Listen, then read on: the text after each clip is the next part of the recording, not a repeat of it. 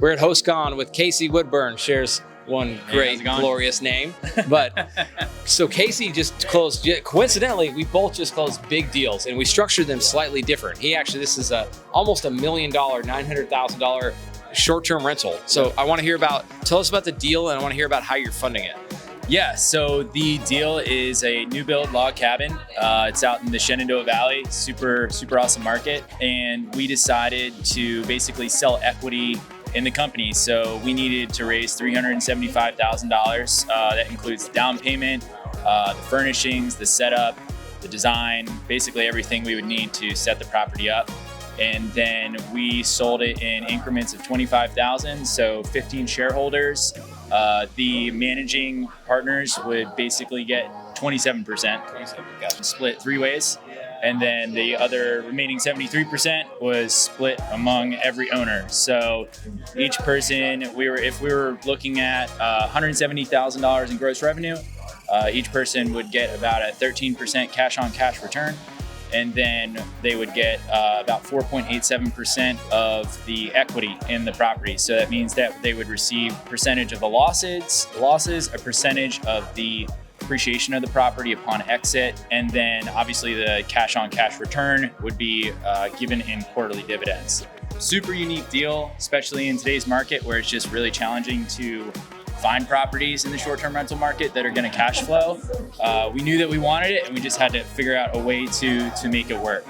Cool. And what I like about this is you were able to get multiple people a new deal, because what I've learned with raising money is if you get, when you make people money, they want to reinvest. They're going to tell more people, and it's just going to grow. So I love the spider web you're creating with a lot of people. But how did you structure a deal with so many different people in it and get everybody on board? Yeah, so this is kind of where it's like, why is it not a syndication? Why is it not a fund? This gives us the ability to still have people actively participate. So they have the rights to vote. If somebody wanted to exit, we would vote on that. So we'd need like 2/3 vote for somebody to exit and sell their share. If we want to exit the property, refinance the property, make any major decision, not like small, minor, like, oh, should we price it for this night? And it also gives the people the ability to learn. So we have a lot of partners that have been interested in dipping their toes into the market, but they just aren't ready to buy their own asset. And so this gives us the opportunity to share our knowledge, coming from a management background, having that experience in operating, maximizing, and giving people the ability to not only get experience, but also earn money getting that experience, which is a really cool opportunity and definitely opens doors down the road. Yeah, I love that. I love that concept, because I have so many deals. You just find people who they want to learn the process, right? And if they have a little bit of capital and they can make money on it, it's great. And the cool thing is about Casey, like I always pick Casey's brain on stuff when it comes to our short-term rentals. If you guys have seen our growth in short-term rentals, a lot of this is me talking to Casey, be like, hey, how should we do this? How should we do that? So when you partner with somebody who really knows what they're doing and you can learn from it, I can only imagine why those investors were so excited. Was that a big part of it? I think, and I can attest to this, partnerships are crucial to growth. Like just being able to learn from someone else and finding somebody that's a subject matter expert in the market that you want to grow in, you are going to do it so much faster. Like, we always talk about the 10X method. You're going to do it so much faster and in such a better rate than trying to learn everything yourself. So. Yeah. And I like that you made it digestible, right? It sounds like it was $25,000 on each one, Yep. right? Okay, so they split it up in $25,000 chunks. So that was probably a lot more manageable for a lot more people, right? Versus, oh man, I'm going to go put $100K into this deal, and this is the first time I've done a deal with you. Yeah, exactly. It made it a lot easier. People are a lot more comfortable with that amount versus 50 or 100,000, and it just made the deal a lot more easier to kind of take chunks away. And we raised that money in about a month and a half. That was my next question, how it was raising it. And was it a long process getting people comfortable with it and understanding the deal? Or were they just like, you know what, 25K, I know you know what you're doing, Casey, let's do it. It was a lot of conversations. It was probably like a 1-to-4 ratio of like for every 4 people we spoke to, we got one investor that was ready and willing to sign on. What helped is that I had built a pitch deck months ago. I knew that I knew and believed in Shenandoah. I actually already have a short-term rental there. So we had the data points to prove that this is a sturdy market or stable market. And I had built kind of data points and had done a lot of data or research around, hey, this is what, there's 4.5 million tourists every single year.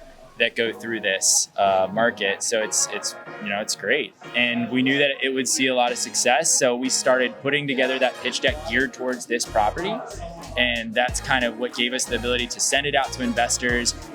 We definitely had to kind of work a lot on the numbers and just the underwriting of the property to, sell people on it. It's gosh, me and my partners probably talk more than we talk to our wives every day, but we got the deal done, and super pumped to see it to fruition. Yeah, man. Well, it's super exciting whether you're gonna again do it through multifamily, fix and flip, or like short terms. I just love that you're giving multiple people the opportunity to get into the game, learn the game, be participating in an active deal, going to make a good return. Man, I just love how you structured it. And I don't know, it's inspiring me to go involve more of our investors, like in little bite-sized chunks where they can get in and learn and be a part of the process.